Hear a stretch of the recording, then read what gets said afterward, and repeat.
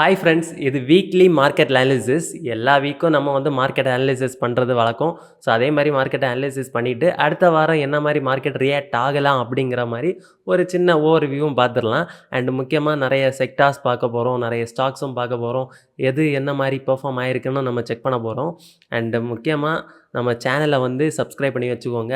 Just 2000 சப்ஸ்கிரைபருக்கு few அந்த numbers தான் தேவைப்படுது. ஸோ அதை நீங்கள் ஈஸியாக ஃபில்அப் பண்ணிடுவீங்கன்னு நம்புகிறேன். அண்டு சப்ஸ்கிரைப் பண்ணிக்கோங்க. ரொம்ப பேசாமல் வீடியோக்குள்ளாடி போயிடலாம். ஸோ ஃபர்ஸ்ட் பார்த்தீங்கன்னா, இன்றைக்கி மார்க்கெட் ரொம்பவே கிராஷாக இருந்துச்சு. அதாவது ஃப்ரைடே நல்லா கிராஷாக இருந்துச்சு. லாஸ்ட் ஃபியூ ஹவர்ஸ் தான் அந்த ஃபால் நடந்துச்சு. அதில் முக்கியமாக சென்செக்ஸ் 1000 பாயிண்ட்டு கிட்ட ஃபால் ஆயிருந்துச்சு. அண்டு நிஃப்டியை பார்த்தீங்கன்னா ஒரு 400 பாயிண்ட்டு கிட்ட ஃபால் ஆயிருந்துச்சு. அண்டு அடுத்து பார்த்தீங்கன்னா செக்டார். இதில் முக்கியமாக என்ன செக்டார் நமக்கு ரியாக்ட் ஆயிருக்கு அப்படின்னு பார்ப்போம் இந்த வாரம். ஸோ அதில் முக்கியமாக பார்த்தீங்கன்னா ஐடி நம்ம லாஸ்ட்டு 2 வீக்ஸ் முன்னாடியே நம்ம பேசிக்கிட்டு இருக்கோம். அந்த டைமில் ஐடி ரொம்பவே ஃபாலில் இருந்துச்சு. அந்த டைமே நம்ம சஜஸ்ட் பண்ணியிருந்தோம், ஐடி அண்டர் வேல்யூடாக இருக்குது, கண்டிப்பாக அதுக்கு ஒரு பொட்டென்ஷியல் இருக்குது அப்படின்னு. அந்த டேட்டில் இருந்தே கண்டினியூஸாக அப்வர்டு மொமெண்டம் தான் கொடுத்துருந்துச்சு. ஸோ அந்த மொமெண்டத்தில் பார்த்தீங்கன்னா கிட்டத்தட்ட 4% அப்சைடு கொடுத்துருக்கு. ஸோ அதுக்கு முக்கியமான ரீசன் பார்த்தீங்கன்னா இந்த ஏஐ அதாவது இந்த என்விடியா செமிகண்டக்டர் அந்த விஷயத்தினால யூஎஸ் ஸ்டாக்ஸு, ஐடி ஸ்டாக்ஸ் எல்லாம் நல்லாவே குரோத் கொடுத்துருந்துச்சு. ஸோ அது கண்டினியூஷனாக இந்தியன் ஐடி செக்டார்ஸ் நல்லாவே குரோத் கொடுத்துருந்துருச்சு. இன்னொன்று பார்த்தீங்கன்னா யூஎஸ் டாலர் ஸ்ட்ரென்தன் ஆகிறதுனால இந்தியாவில் டாலரில் தானே நம்ம காசு வாங்குறாங்க ஐடி ப்ராஜெக்ட்ஸ் பண்ணும்போது. ஸோ அதனாலேயே ஒரு பாசிட்டிவ் அவுட்லுக் ஐடிக்கு இருக்குது. அண்ட் ஆட்டோ செக்டாரை பொறுத்த வரைக்கும் க்ரூட் ஆயில் ரைஸ் ஆகிறதுனால, அது மட்டும் இல்லாமல் ஒரு மன்சூன்னாலேயும் ஒரு ப்ராப்ளம் இருக்குது. ஸோ இந்த வீடியோவோட தம்ப்நெயில்ல எதுக்குடா எல் நினோ பற்றி பேசியிருக்கோன்னு பார்த்தீங்கன்னா, இதில் ஒரு பெரிய மேட்டர் இருக்குது. அதை போக போக நான் சொல்கிறேன். ஸோ இப்போதைக்கு பார்த்தீங்கன்னா அந்த ஒரு ஃபேக்டர், மன்சூன்னாலேயும் ஒரு ஃபேக்டர் இருக்குது. ஆயில் ரைஸ்னாலேயும் நிஃப்டி ஆட்டோ கொஞ்சம் ஃபாலாக இருந்துச்சு. அதை தாண்டி நிஃப்டி எஃப்எம்சிஜி. ஸோ இது மிகப்பெரிய ஃபால். அதுக்கு காரணம் முக்கியமாக அந்த மன்சூன்னால தான். அதனாலே ஒரு இன்ஃப்ளேஷன் நடக்க போகுது. ஸோ அதை பற்றி டீட்டெயிலாக பேசலாம். ஸோ அதுக்கப்புறம் பார்த்திங்கன்னா ஆன்லைன் கேமிங். ஸோ இதுக்கு நம்மளோட கவர்மெண்ட் ஒரு நல்ல தீர்ப்பு கொடுத்துருக்காங்க. ஆன்லைன் கேம்பிளிங் ஆப்ஸுக்கெல்லாம் பெரிய டாக்ஸேஷன் கொடுத்துருக்காங்க. ஸோ அதனால இதுக்கு மோஸ்ட்லி பெரிய நெகட்டிவாக இருந்துச்சு. அதனால் அந்த செக்டாரே கிட்டத்தட்ட 16% கிராஷ் ஆகிருக்கு. அண்டு முக்கியமாக மார்க்கெட்டு ஃபால் ஆகிறதுக்கு மெயின் ட்ரிகர் அப்படின்னு பார்த்தீங்கன்னா, அது இந்த யூஎஸ் ஈரான் 60 டே சீஸ்ஃபயர் டீல் ட்ரம்ப் சைன் பண்ணாமல் விட்டது தான். ட்ரம்ப் சைன் பண்ணியிருந்தாருன்னா இது டோட்டலி ஆப்போசிட்டாக நடந்திருக்கும். அண்ட் அடுத்து பார்த்திங்கன்னா crude oil spike. Crude oil ரொம்ப அதிகமாக போயிட்டுருக்கு. அண்டு கொஞ்சம் லாஸ்ட் வீக்கு ஒரு சில டேஸ் மட்டும்தான் ஃபால் ஆயிருந்துச்சு. பட் ஒரு மோஸ்ட்லி பார்த்திங்கன்னா அப் ட்ரெண்ட்லேயே இருக்கிறதுனால நமக்கு இம்போர்ட் பில் அதிகமாக இருக்கிறதுனால நமக்கு இன்ஃப்ளேஷன் அதிகமாகிட்டுருக்கு. ஓகேங்களா? ஸோ அதை தாண்டி முக்கியமாக நம்மளோட ருப்பி ஆல் டைம் லோவத்தோட போயிட்டே இருந்துச்சு. பட் ஆர்பிஐ ஒரு சின்ன விஷயம் பண்ணதுனால ஓரளவுக்கு ஸ்டேபிளாக இருக்குது. பட் இருந்தாலும் இது லாங் டேர்மாக நிற்காதுங்கிறது தான் உண்மை. இந்த குளோபல் கான்ஃப்ளிக்ட்டை தாண்டி நம்மளோட மார்க்கெட்டை எது ட்ராக் பண்ணுச்சுன்னு பார்த்தீங்கன்னா, நம்மளோட கிளைமேட்டு. ஸோ கிளைமேட்டில் என்ன இருக்குதுன்னு நானும் யோசிச்சுக்கிட்டே இருந்தேன். ஆனாலும் அதுக்குள்ளாடி டீப்பாக நம்ம போகிறப்ப தான் அந்த முக்கியமான ஸ்பார்க் எனக்கு கிடச்சிச்சு.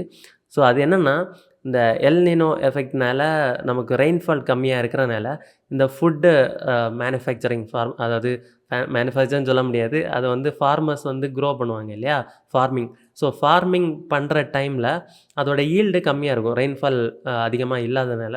ஸோ இந்த ஈல்டு கம்மியாகிற பட்சத்தில் ஃபுட்டோட காஸ்ட்டு அது அதிகமாகிட்டு இருக்கும். ஸோ இந்த ஃபுட்டை ரா மெட்டீரியல்ஸாக வச்சு தான் நிறைய எஃப்எம்சிஜி கம்பெனிஸ் ஒர்க் பண்ணிகிட்ருப்பாங்க.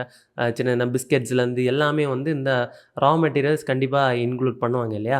ஸோ அந்த ரா மெட்டீரியல் காஸ்ட்டே அதிகமாகிற பட்சத்தில் அந்த பிஸ்கெட் காஸ்ட்டு எல்லாமே அவங்களுக்கு அதிகமாகிட்டு இருக்கும். ஸோ எப்போவுமே ஒரு பிஸ்கெட்னா 10 ரூபான்னா 10 ரூபாய்க்கு தான் கொடுப்பாங்க.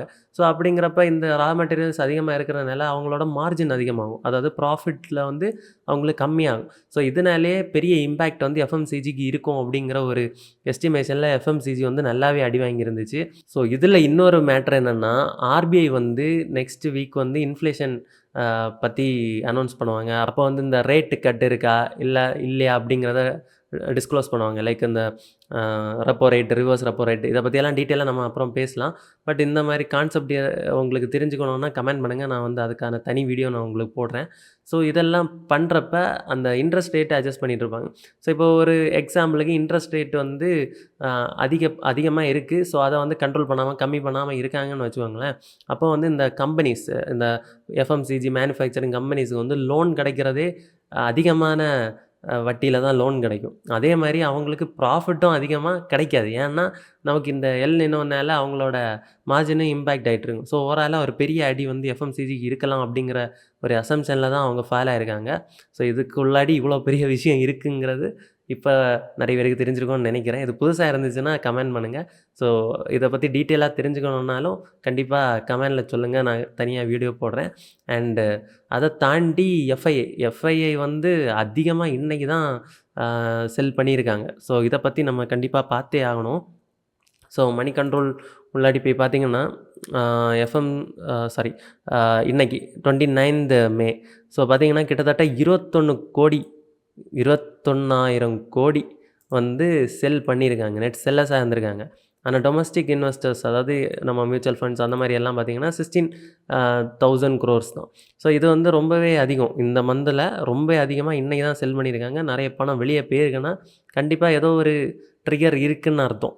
ஓகேங்களா? ஸோ அது என்ன ஏதுங்கிறத வந்து 2 to 3 days நமக்கு தெரிஞ்சிடும் எதனால் அது வெளியே போச்சுன்னு. ஆனால் முக்கியமான ரீசனாக நம்ம பார்க்குறது என்னென்னா இந்த எல் நினோ அண்டு அந்த நம்மளோட குளோபல் கான்ஃப்ளிக்ட். ஓகேங்களா?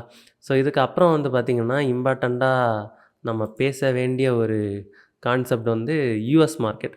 ஸோ யூஎஸ் மார்க்கெட் வந்து பொதுவாக பாசிட்டிவாக இருந்துச்சுன்னா இந்தியன் மார்க்கெட் அதை அப்படியே கன்டினியூ ஆகி கொண்டு வரும். பட் இப்போ வந்து யூஎஸ் வந்து தனியாக ஒரு பாத்தில் போயிட்டுருக்கு. ஏன்னா அங்கே வந்து என்விடியாவோட செமிகண்டக்டர் ஸ்ட்ரென்த்னால அதில் ஒரு ஏஐ கான்செப்ட், அது டீப்பாக நான் அதை ரிசர்ச் பண்ணல. பட் இருந்தாலும் ஒரு ஓவரால் அவுட்லுக் நம்ம பார்க்குறப்ப அந்த ஏஐ செமிகண்டக்டர் ஸ்ட்ரென்த்னால வந்து குளோபலாக நாஸ்டாக் அண்டு S&P 500 வந்து நல்லாவே க்ரோத் கொடுத்துருக்கு. அண்டு நம்மளோட Asian market and Europe market பார்த்திங்கன்னா ரொம்ப அந்த கான்ஃப்ளிக்ட்னால, யூஎஸ் ஈரான் கான்ஃப்ளிக்ட்னால அது ரொம்பவே நெகட்டிவாக ரியாக்ட் ஆகிட்டுருக்கு. ஏன்னா எனர்ஜி காஸ்ட் அதிகமாகிட்டுருக்கு. எல்லா கண்ட்ரிக்கும் பெட்ரோல் டீசல் காஸ்ட் அதிகமாகிட்டுருக்கு. ஓகேங்களா? ஸோ இதுக்கப்புறம் பார்த்திங்கன்னா நம்மளோட ஓஐ டேட்டா. ஸோ அதாவது உங்களுக்கு ஓஐனா என்னென்னா ஆப்ஷன்ஸில் நிறைய பேர் ஒரு பெட்டிங் பண்ணியிருப்பாங்கன்னு வச்சுக்கோங்க. சிம்பிளாக பெட் பண்ணியிருக்காங்கன்னு வச்சுக்கோங்க. ஸோ தெரிஞ்சவங்களுக்கு அது புரியும், தெரியாதவங்களுக்காக சொல்கிறேன். ஸோ நிஃப்டி 24,000 தாண்டாது அப்படிங்கிற மாதிரி ஒரு பெட்டு வைக்கிறாங்க. நிஃப்டி வந்து 23,000 கீழே போகாது அப்படின்னு மாதிரி ஒரு பெட்டு வைக்கிறாங்கன்னு வச்சுக்கோங்களேன். ஸோ அப்போ அது எவ்வளோ பேர் அந்த பெட்டு வச்சுருக்காங்க அப்படிங்கிற ஒரு டேட்டா தான் அந்த ஓஏ டேட்டான்னு சொல்லுவோம். ஸோ இப்போ இதில் வந்து இந்த டேட்டா வந்து கொஞ்சம் தப்பு. 23,500 கிடையாது. நம்ம லைவாகவே பார்ப்போம். ஸோ லைவாக பார்க்குறப்ப நிஃப்டி வந்து 24,000 தாண்டாதுன்னு கிட்டத்தட்ட 1,54 லட்சம் பேர் வந்து பெட் வச்சுருக்காங்கன்னு வச்சுக்கோங்க. அதே மாதிரி நிஃப்டி 23,000 தாண்டி கீழே போகாது அப்படிங்கிற மாதிரி 87,000 பேர் பெட் வச்சுருக்காங்க. ஸோ இது வந்து நெக்ஸ்ட் வீக் எக்ஸ்பைரி. ஸோ இப்போ 2ஆம் தேதி ஜூனுக்கு உள்ளாடி நிஃப்டி இந்த ரேஞ்சுக்குள்ளே இருக்கும் அப்படின்னு ஒரு ஒயிட் ரேஞ்ச் கொடுத்துருக்காங்க. ஸோ இந்த ஒயிட் ரேஞ்ச் கொடுத்துருந்தாலே என்ன அர்த்தம்னா நிஃப்டி 1000 பாயிண்ட்டுக்குள்ளே எங்கே வேணாலும் போகலான்னு அர்த்தம். ஸோ இது வந்து ஒரு பெரிய நெகட்டிவான விஷயம். ஒரு வேளை டவுன் ட்ரெண்டுனா அப்படியே கண்டினியூஸ் டவுன் ட்ரெண்டாக இருக்கும், அப் ட்ரெண்டுனா கண்டினியூஸ் அப் ட்ரெண்டாக இருக்கும். ஸோ அதனால நம்மளால் ப்ராப்பராக ஒரு அசம்ஷன் வர முடியாது. ஓகேங்களா? ஸோ அதுக்கப்புறம் பார்த்திங்கன்னா இந்த மந்தோட எண்டு, ஸோ 25 நாள் தாண்டி ஜூன் முடிகிறப்ப நமக்கு என்ன மாதிரி எக்ஸ்பைரி இருக்குதுன்னு பார்ப்போம். ஸோ இந்த மந்த் எண்டில் பார்த்திங்கன்னா ஓஐ டேட்டா படி கிட்டத்தட்ட 23 வச்சுருக்காங்க. அண்டு 24 சேம் டேட்டா தான். இங்கேயும் எந்த ஒரு நடுவில் ஒரு இது கிடையாது. ஃபுல்லாக 24 இல்லைன்னா 23 இந்த ரேஞ்சுக்குள்ளே நிஃப்டி இருக்கும் அப்படின்னு எக்ஸ்பெக்டேஷன் பண்ணியிருக்காங்க. ஸோ நம்ம வந்து ரொம்ப கன்சர்வேட்டிவாக தான் இருக்கணும். ஏன்னா ரொம்ப ஒரு 1000 பாயிண்ட் டிஃப்ரெண்ட்டுங்கிறது சும்மா இல்லை. ஒரு 200-300 பாயிண்ட்னா நமக்கு ஈஸியாக தெரிஞ்சிடும் மார்க்கெட்டு வந்து இதுக்குள்ளாடி தான் இருக்கும் அப்படிங்கிற மாதிரி. பட் இது வந்து ரொம்ப அன்யூஷுவலாக மார்க்கெட்டு போகிறதுக்கான வாய்ப்பு இருக்குது. ஓகேங்களா? ஸோ நெக்ஸ்ட்டு பார்த்திங்கன்னா நமக்கு என்ன மாரி ஸ்ட்ராட்டஜி இந்த மார்க்கெட்டில் யூஸ் ஆகும் அப்படின்னு பார்த்தீங்கன்னா, டிஃபென்சிவ் ப்ளேன்னா ஐடி வந்து நம்ம ப்ரீவியஸாக 2 வீக்ஸா நம்ம பார்த்துட்டே வர மாரி ஐடிங்கிறது ஓரளவுக்கு நமக்கு ஸ்டேபிளா இருக்க வாய்ப்பு இருக்கு. அண்ட் எஃப்எம்சிஜிலே நான் வந்து ப்ரீவியஸா ஒரு ஸ்டாக் நம்ம பார்த்துருந்தோம். லைக் அந்த இந்துஸ்தான் யூனிலிவர். ஸோ எந்த மாரி சிச்சுவேஷன்லயும் வித்ஸ்டாண்ட் பண்ணோன்னு தான் அத நம்ம செலக்ட் பண்ணியிருந்தோம். பட் இருந்தாலும் இந்த எல் நினோ எஃபெக்ட்னால கண்டிப்பா அது வந்து நடக்காதுன்னு தான் நினைக்கிறோம். ஸோ அதனால அத வந்து ஒரு நல்ல ஸ்டாப் லாஸ்ல ஒருவேளை என்டர் ஆயிருந்தோம்னா, ஸ்டாப் லாஸ்ல எக்ஸிட் ஆகுறது நல்லது. And index rule. ஸோ இதில வந்து என்ன சொல்ல வரோம்னா, நிஃப்டி வந்து இதுதான் டவுன் இதுதான் இதுக்கு கீழ தான் போகாது அப்படிங்கிற மாரி நினைச்சுட்டு இப்பவே வாங்க ஆரம்பிக்கிறதுங்கிறதும் சரியான கான்செப்ட் கிடையாது. ஏன்னா 2, 3 ஃபேக்டர்ஸ் நெகட்டிவா இருக்கிறதுனால பார்ப்போம். நிஃப்டி 23,000 பிரேக் பண்ணுதா இல்லையா அப்படின்னு. இந்த மாதம் தோட ஓஏ டேட்டா வச்சு பார்க்குறப்ப 23 பிரேக் ஆகாம இருந்துச்சுன்னா, நிஃப்டி வித்ஸ்டாண்ட் பண்ணி மேலே போக வாய்ப்பு இருக்குது. ஸோ 23,000 பிரேக் பண்ணுச்சுன்னா, அது நடக்காதுன்னு ஒரு சான்ஸ் இருக்குது. ஸோ அதனால் பை ஆன் டிப்ஸ் அப்படி பண்ணணும்னா, கண்டிப்பாக நிஃப்டி 23,000 தொட்டுட்டு ரிவர்சல் கொடுக்குற மாதிரி இருந்துச்சுன்னா, பை ஆன் டிப் பண்ணலாம். இல்லைன்னா அவாய்ட் பண்ணிவிட்டு வெயிட் பண்ணி என்டர் ஆகலாம். ஓகேங்களா? ஸோ இப்போ குளோபல் மார்க்கெட் பார்க்குறப்பையும் யுஎஸ் மார்க்கெட் வந்து நல்லாவே பாசிட்டிவ்ல தான் ரன் ஆகிட்டுருக்கு. இது எப்படி க்ளோஸ் ஆக போகுதுன்னு தெரில. ஆனால் நம்மளோட கிஃப்ட் நிஃப்டியை பாருங்கள், கிட்டத்தட்ட ஃப்ளாட்டாக தான் இருக்குது. லாஸ்ட்டு க்ளோசிங்லேருந்து ஃப்ரைடே ஃபாலுக்கு அப்புறம் கிஃப்ட் நிஃப்டி மேல் போகவே இல்லை. ஆனால் யுஎஸ் மார்க்கெட் மேலே போயிருக்கு. ஸோ இதிலே நமக்கு அந்த சேஞ்ச் தெரியுது. ஸோ மண்டே என்ன மாதிரி இருக்கும்னு நம்மளால் ப்ரெடிக்ட் பண்ணவே முடியலை, எங்கே ஓப்பன் ஆகும் அப்படிங்கிறத. ஸோ இந்த 2 டேஸ், அதாவது இந்த சாட்டர்டே அண்டு சண்டே ஏதாவது பாசிட்டிவ் நியூஸஸ் ஏதாவது இருந்துச்சுன்னா மட்டும்தான் இந்த மார்க்கெட்டுங்கிறது மேல் நோக்கி போக வாய்ப்பு இருக்குது. ஓகேங்களா? ஸோ இல்லைன்னா நமக்கு டவுன் ட்ரெண்டுங்கிறது தான் பாசிபிலிட்டி அதிகம். ஸோ இது நம்ம எல்லாமே பார்த்துட்டோம். ஒரு விஷயம் மட்டும் செக் பண்ணல, அதான் சார்ட் அனாலிசிஸ். நம்ம டெக்னிக்கலாக பார்க்காம முடிக்க முடியாது இல்லையா? ஸோ லாஸ்ட் வீக் நம்ம எக்ஸ்பெக்ட் பண்ணியிருந்தது என்னென்னா, நிஃப்டி 23,500 பிரேக் பண்ணி கீழே போகாது அப்படிங்கிற மாதிரி தான் எக்ஸ்பெக்ட் பண்ணியிருந்தோம். ஸோ அதே மாதிரி தான் நடந்துச்சு. ஸோ மார்க்கெட் வந்து 23,500 இன்னுமே பிரேக் பண்ணல. இன்றைக்கி அதை டச் பண்ணிவிட்டு அப்படியே ஸ்டாப் ஆயிருச்சு.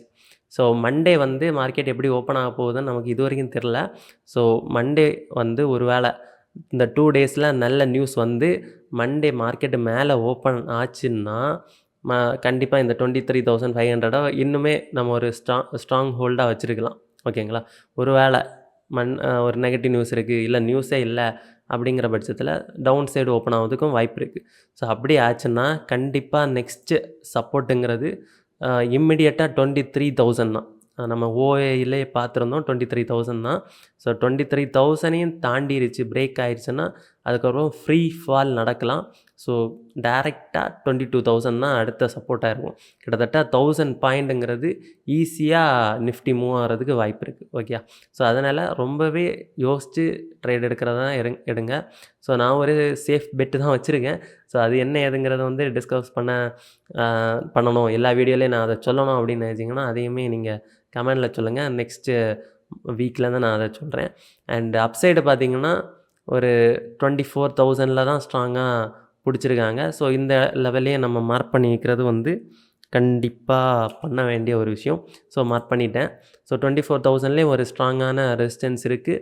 அண்ட் அதை தாண்டி நிறையவே ரெசிஸ்டன்ஸ் இருக்குது. எவ்ரி 500 பாயிண்ட்ஸ் அண்ட் 1000 பாயிண்ட்ஸுக்கு நல்லாவே ரெசிஸ்டன்ஸ் இருக்குது.